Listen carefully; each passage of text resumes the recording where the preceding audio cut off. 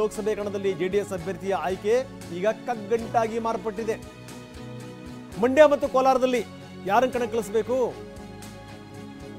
ಎರಡೂ ಕ್ಷೇತ್ರಗಳಿಗೆ ಯಾರನ್ನ ಕಣಕ್ಕಿಳಿಸಬೇಕು ಅನ್ನುವಂಥ ವಿಚಾರಕ್ಕೆ ಸಂಬಂಧಪಟ್ಟಂಗೆ ಈಗ ದೊಡ್ಡ ಪ್ರಶ್ನೆ ತಲೆದೋರಿದೆ. ಮಾಜಿ ಸಿಎಂ ಎಚ್ ಡಿ ಕುಮಾರಸ್ವಾಮಿ ನಿವಾಸದಲ್ಲಿ ಇವತ್ತು ಇಂಪಾರ್ಟೆಂಟ್ ಮೀಟಿಂಗ್ ನಡೆಯುತ್ತೆ. ಇವತ್ತು ಬೆಳಗ್ಗೆ ಕೋರ್ ಕಮಿಟಿ ಮತ್ತೆ ಶಾಸಕಾಂಗ ಸಭೆ ಕೂಡ ಕರೆಯಲಾಗಿದೆ. ಮಂಡ್ಯಕ್ಕೆ ಯಾರು ನಿಲ್ಲಿಸಬೇಕು, ಕೋಲಾರಕ್ಕೆ ಯಾರು ನಿಲ್ಲಿಸಬೇಕು. ಮಂಡ್ಯಕ್ಕೆ ಬಹುತೇಕ ಎಚ್ ಡಿ ಕುಮಾರಸ್ವಾಮಿ ಅವರ ಹೆಸರು ಕೇಳಿ ಬರ್ತಾ ಇದೆ. ಕುಮಾರಸ್ವಾಮಿ ಅವ್ರನ್ನೇ ಕಣಕ್ಕಿಳಿಸಿ ಅಂತ. ನೀವ್ಯಾವುದೇ ಕಾರಣಕ್ಕೂ ಕ್ಷೇತ್ರ ಬಿಟ್ಟು ಹೋಗಬೇಡಿ ಅನ್ನುವಂಥ ಕೂಗನ್ನು ಕಾರ್ಯಕರ್ತರು ಹಾಕಿದ್ದಾರೆ, ಚನ್ನಪಟ್ಟಣದ ಕಾರ್ಯಕರ್ತರು. ಇಲ್ಲ, ನಾನು ನಿರ್ಧಾರಕ್ಕೆ ಬರಲೇಬೇಕು ಅನ್ನುವಂಥ ಮಾತನ್ನು ಕುಮಾರಸ್ವಾಮಿ ಅವರು ಹೇಳಿ ಅವ್ರನ್ನ ಸಮಾಧಾನ ಮಾಡಲಿಕ್ಕೆ ಪ್ರಯತ್ನ ಪಟ್ಟಿದ್ದಾರೆ. ಆದರೆ ಇನ್ನೂ ಕೂಡ ಆ ಒತ್ತಾಯ, ಆ ಒತ್ತಡ ನಿಂತಿಲ್ಲ, ನೀವು ಯಾವುದೇ ಕಾರಣಕ್ಕೂ ಬಿಟ್ಟು ಹೋಗಬೇಡಿ ಅಂತ.